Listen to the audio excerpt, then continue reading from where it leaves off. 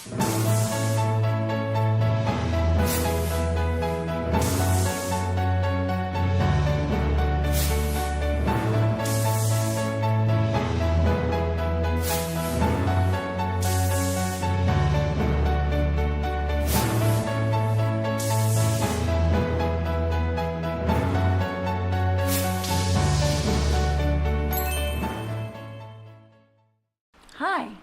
welcome back.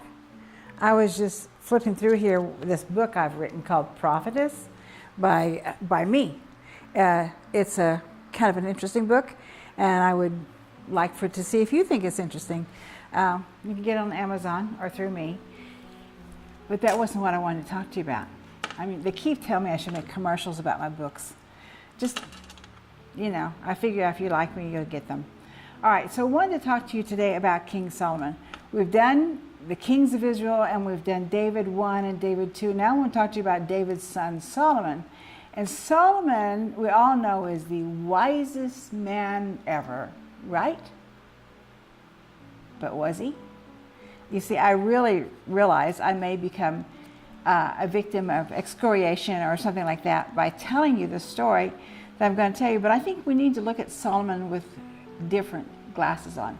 So I'm putting the blue ones on today to see if that clarifies it a little bit. So if we look at well, the background of the story, you know, is David is old, he's dying, and all this stuff is going on. There's drama within the compound. So 1 Kings 1, verses 1 through 4 tells the story. Now David was old, advanced in age, and they covered him with clothes, but he could not keep warm. So his servants said to him, "Let them seek a young virgin for my lord the king, and let her tend the king and become his nurse, and let her lie in your bosom, that my lord the king may keep warm. Not let your blankets." So they searched for a beautiful girl throughout all the territory of Israel, and they found Abishag the Shunammite and brought her to the king. The girl was very beautiful, and she became the king's nurse and served him, but the king did not cohabitate with her. Now at this time, Adonijah, the son of Haggith, one of David's concubines with women, went around boasting that he was going to be the king. He thought he had it knocked. And technically, birth order, he is probably the next in line, considering that several of the children had died by now and so on and so forth. However, he's overlooking the favored one. So Adonijah was born after Absalom. He'd never been scolded by his father or held accountable for anything. We can't do that. We don't scold our children. We don't hold them accountable. We're going to have a coup. It's going to happen. So anyhow, he's decided that he's going to be the king. Doesn't consult with his dad. Doesn't consult with anybody. Just himself. So he went so far as to put together a parade for himself with royal chariots and horses and an escort of 50 outrunners, guys running along, pronouncing him king. Adonijah made a sacrificial feast for himself with many of the leadership invited, but he did not invite Nathan the prophet or Benaiah or the fighting men or his brother Solomon. Okay, so when you don't invite leaders, then we have to know there's some kind of intrigue going on. The kid is running out of control, except he's not a kid, he's an adult, but he's running out of control. He's usurping authority that wasn't his to usurp. Slap him around a little bit. Then Nathan the prophet heard about it, and he went to Bathsheba and he told her, and Bathsheba was upset. So she goes into David, who's lying in his deathbed, but he's not dead yet. She tells him what's going on, and she said, "You know, you promised me that my son, our son Solomon, would be king, and here's Adonijah announcing that he's the king." And so David, he's as ill as he is, he shifts into high gear. And he gets all the guys together of any authority, and he says, "Go down to Gilgal and anoint him as king, sound the trumpets, proclaim him as king, and do all the stuff that's appropriate for a kingship, and announce it through the kingdom." And so that's what they did. Now, what we see here then, Adonijah is still having his party. I mean, he's rocking. He's still having his party, and he and his friends that are all together for this event realize something's going on. I mean, they hear the noise in the streets. Somebody looks out the window and says, "Oops, if you're king, why is this going on?" And so all of a sudden, everybody abandons Adonijah, and he is in trouble. So he runs to the tabernacle, and he hangs onto the horns of the altar. And he decides that he's going to be in the altar until Solomon gives him permission to come out. So that's what happens. Now he says, David gives Solomon his dying instructions. He says, be strong, show yourself a man, keep the charge of the Lord your God, walking in his ways and following his laws. Keep his commandments, his rules, his admonitions, and the teachings of Moses, in order that you may succeed in whatever you undertake and wherever you turn. Then the Lord will fulfill the promise that he made me concerning me.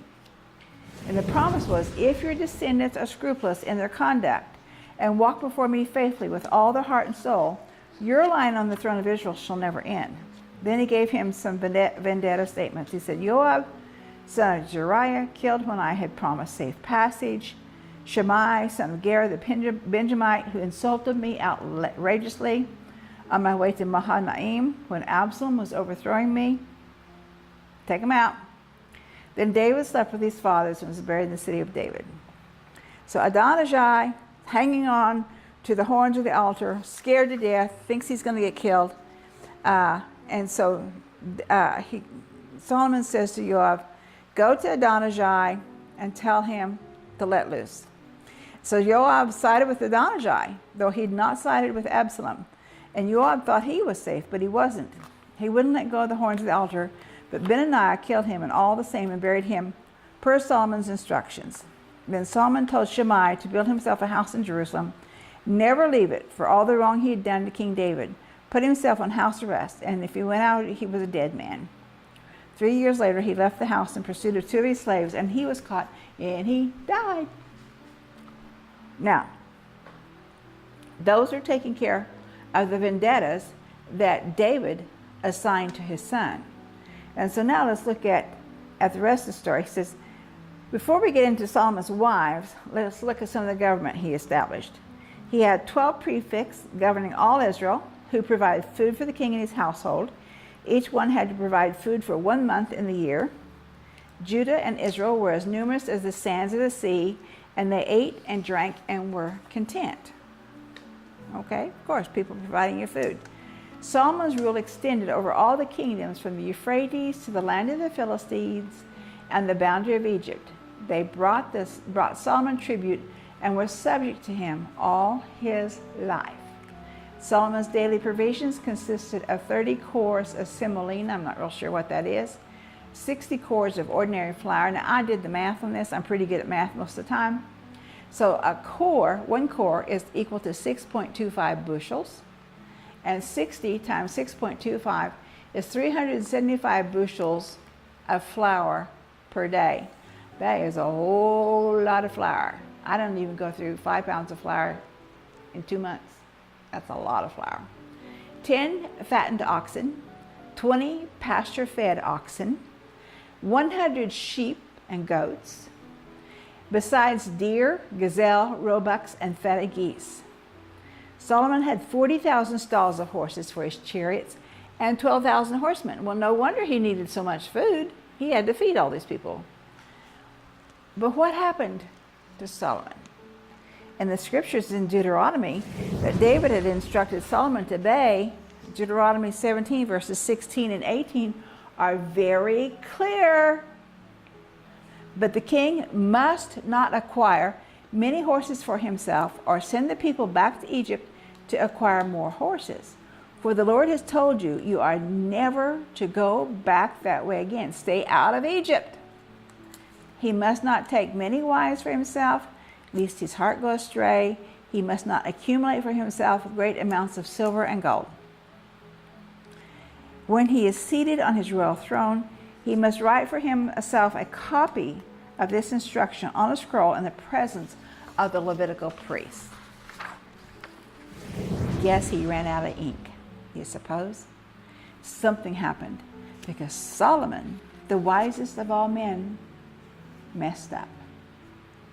So he didn't obey his father's instructions, and yet God endowed Solomon with wisdom and discernment, which he asked for wisdom. He prayed, he asked for wisdom. God, give me wisdom. And so God granted him wisdom. And he gave him discernment in great measure, with understanding as vast as the sands of the seashore. I mean, that's huge. But what happened? Why? Why did he go contrary to God's word? Why did he accumulate wives and horses and chariots and great wealth? What was he thinking? Well, his fame spread among all the surrounding nations, mostly because of the thing that happened early on in his kingship. And this was, when the two prostitutes came to him, and they had one child, and they brought this child to him as a baby, a newborn, and they were screaming.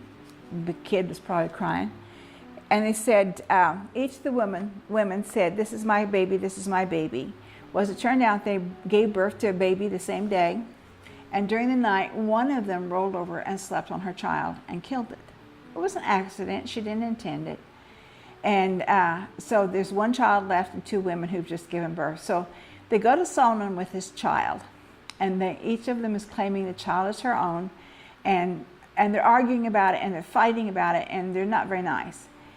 And so Solomon says, okay, let's just simplify this. Bring me a sword. So they bring him a sword, and he's going to hack this baby in half and give half to each of the women. And one of the women said, no, don't do it. Don't hurt the baby. Give the baby to her. And Solomon said, that's the mom. Give the baby to the one who wanted to keep the baby alive, because that's his real mother. And, no real mother of any brain power at all is going to intentionally kill her child. Or just, well, in this day things are getting pretty evil. But I still don't believe any mom is going to intentionally kill her child. So anyhow, that got out. That went throughout all the kingdom and the countries surrounding him and all this other stuff. And so it got out that he was a man of great wisdom. Well, that was a pretty wise decision he made. He also composed 3,000 proverbs. He wrote songs, 1,005 songs. We'd be getting gold records today. He talked about trees, from anything from the cedar in Lebanon to the hyssop that grows out of the wall. I mean, he was knowledgeable. He talked about beasts and birds and creeping things and fishes. I mean, he had a wide array of knowledge, and he didn't have computers to look it up, and he didn't have National Geographic to tell him about it. So he really was a wise man. He was an educated man. There was a lot of wisdom to him. However, he had a problem. He liked the ladies, like his daddy. So he formed a treaty with his father's friend Hiram of Lebanon, who provided all the cedar and cypress logs to build the temple. And Solomon imposed forced labor on all of Israel. The levy came to 30,000 men. That's a lot of people. That's a town. Today's small town of 15, 20, 30,000 people.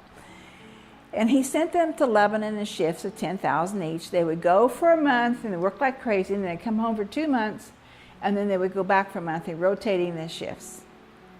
And Solomon had about 70,000 porters and 80,000 quarries in the hills, apart from Solomon's 3,300 officials who were in charge of the work and supervised the gangs doing the work. Oh my gosh, I'm tired. Really? That was a lot of people. A lot of manpower involved in this. The king ordered huge blocks of choice stones to be quarried so that the foundation of the house might be laid with hewn stones. Now I tell you, I've been there. I've been to Israel. I've looked at the walls inside the tunnels underneath. You can go in. There's the western wall where Jews go to pray, and then you go in through this tunnel. You have to have prearranged to do it. But they've done a tunnel now, the full length of that retaining wall. And there are stones there that are the size of the trailer on a semi-truck. Nobody knows. Nobody understands how they did that. I'm not sure even 30,000 men could have picked those stones up and moved them. I don't know. They sure didn't have Caterpillar or anybody else around to help at the time, but they managed to do it. So they built the temple, and they did a beautiful job of it. When the house was built, only finished stones cut at the quarry were used, so no hammer or any iron tools were used in the house while it was being built. I mean, there was a reverence to it, a reverence to the building of the house and of the Lord, and it was good. It was really, really good. There was nothing wrong with how they did it. Maybe pressing people into servitude was wrong, but that's what they did in those days, you know, and as much as we don't like that today, we weren't living then. And let me tell you, people are still being sold into slavery today, and that's another whole story, so I won't go there. Anyhow, he built the temple, he did it beautifully, and he did it right. And his prayer of dedication for the house of the Lord in 1 Kings 8 is absolutely beautiful and right on task. And we won't take time to read it, but I will tell you, I've walked that out with my husband when we were in Israel. My husband was ill, and 1 Kings 7, or 1 Kings 8, 41 through 43, I think it is, says, "And Lord, for the stranger who comes here, for the traveling person who comes here and faces this place and prays, please hear their prayer and grant their request." And I have to tell you, I walked that out in a crucial time in our lives, and knowing that Solomon had prayed that prayer for me, for you, was such a huge blessing and such a special thing in my life. So I really appreciate him for that. I really do. However, there were some things that he did that I don't think were real cool. He married for the sake of politics. Yeah, politics. So in Egypt, he married Pharaoh's daughter and brought her to the city of David to live until he finished building his palace and the house of the Lord and the walls around Jerusalem. King Solomon loved many foreign women in addition to Pharaoh's wife, or Pharaoh's daughter. He loved a Moabite, an Ammonite, an Edomite, a Phoenician, and a Hittite. All women from the nations to which the Lord said to the Israelites, "None of you shall join them, and none of them, and they shall not join you, lest they turn your heart away to follow their gods." How clear can you be about that? Don't do it, God said. They will pull you away to follow their gods.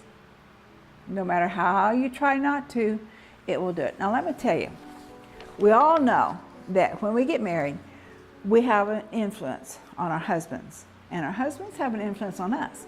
And if it's done right, the influence is good and it makes us strong and a really viable couple. But if one person is pulling stronger than the other, if one person has the more dominant personality or the higher demands, the other person usually yields in order to avoid a fight.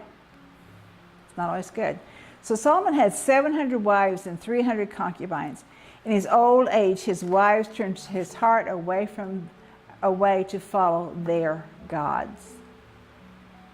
Sad, isn't it? In his old age, he turned away from the God of Israel to follow their gods, their idols. Who was the wise man in this? Was Solomon wise? He worshipped Ashtoreth, the goddess of the Phoenicians, Milcom, the admonition of the Ammonites. Really? He turned away from the one true living God, the God of his heritage, the God of his father, the God of his people, to worship these gods. And then he built shrines. He built a shrine for Chemosh, the admonition of Moab, on the hill near Jerusalem, a shrine for Molech, the abomination of the Ammonites, and he did the same thing for all his foreign wives who offered sacrifices to their gods. That's pretty serious, you know. Here is the king who built the temple for the one true God. He did it magnificently, he did it beautifully, and yet there was something in him that compelled him to go out into the hillsides and to build these altars where he would worship foreign gods. Not the God of Israel, but foreign gods, where he would raise incense up to the foreign gods. It wasn't good. It just was not. 1 Kings 11, verses 11 through 13, we see where God was angry with Solomon because his heart turned away from the Lord, the God of Israel, who had appeared to him twice and had commanded him about this matter, not to follow other gods. He did not obey what the Lord had commanded. He appeared to Solomon. It wasn't a figment of his imagination. It wasn't in a dream. He appeared. In what form? I don't know. But he appeared before Solomon.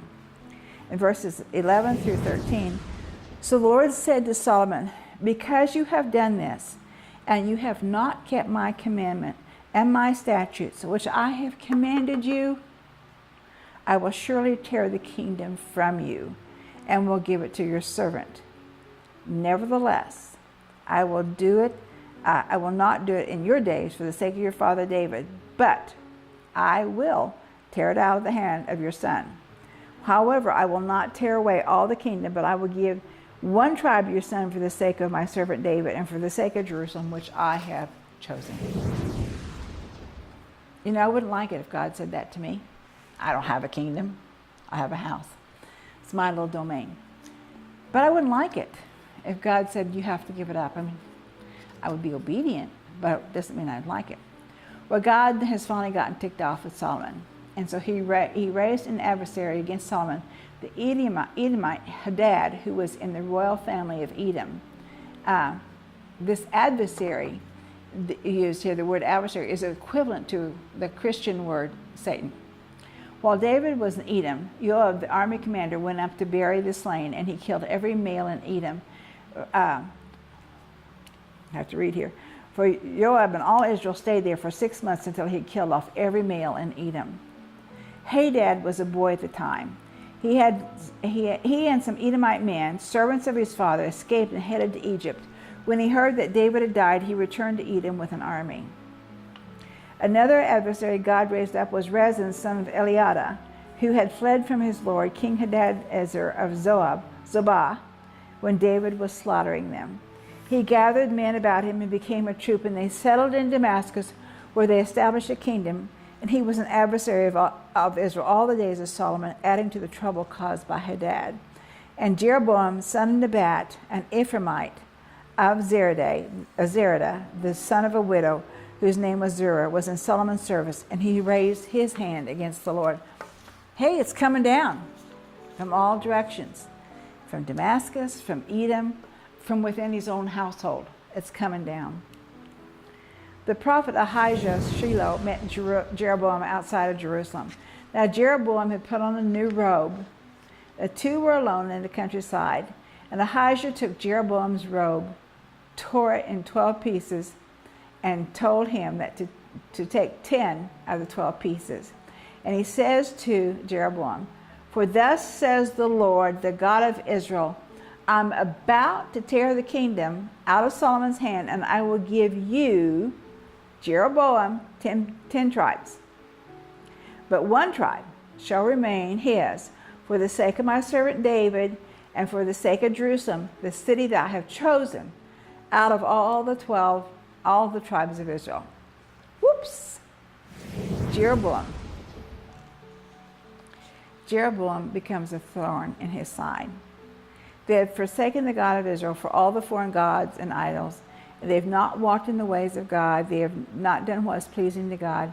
And now God is going to take the kingdom away from Solomon and give it to his servant.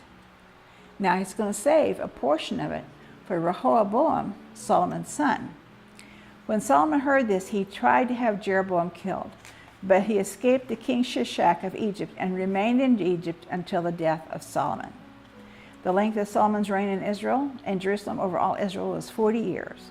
Then Solomon slept with his fathers and was buried in the city of his father David, and his son Rehoboam succeeded him as king, and the trouble began. And boy, was it trouble. Just how wise was Solomon? Really? I'll leave that to you to decide. And you have to decide. And maybe we're in a position where we shouldn't judge.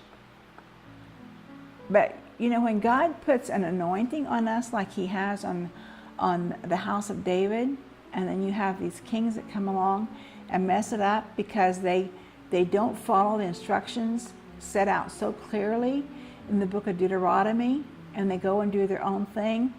You know, we don't like rebellious children of our own. You know, we have our rules of our households. We have our rules of what you have to do as a child to make the parents happy, to be successful in the family relationship. And when you disobey those rules, you get off on the bad side of the parent, just as Solomon got off on the bad side of God.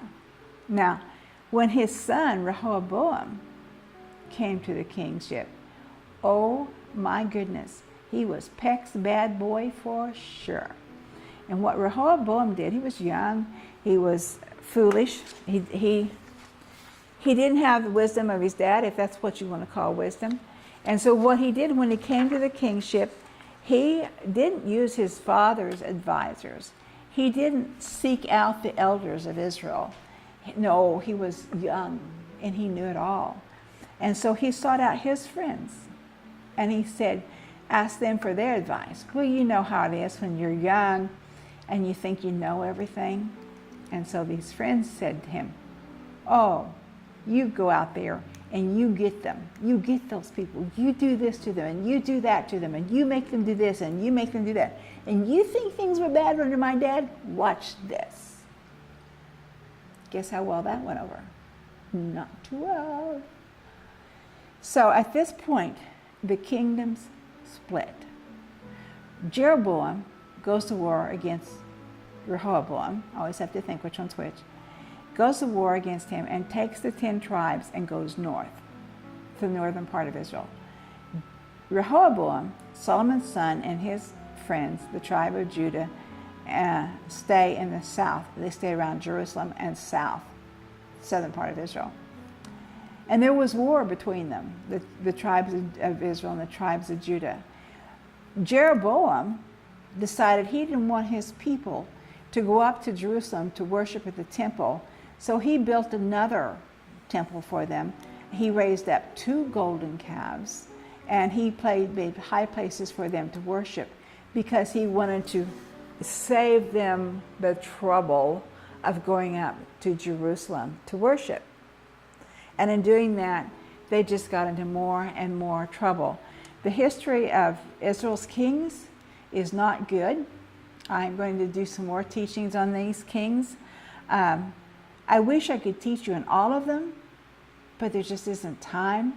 But I would like for you to look at the books of the second book of Samuel and the first and second Kings, and you'll begin to see, and also Chronicles, both books of Chronicles, you'll see the kings of Israel. With that, I say to you, Shalom, Shalom, Yerushalayim. Pray for the peace of Jerusalem. Shalom, Shalom.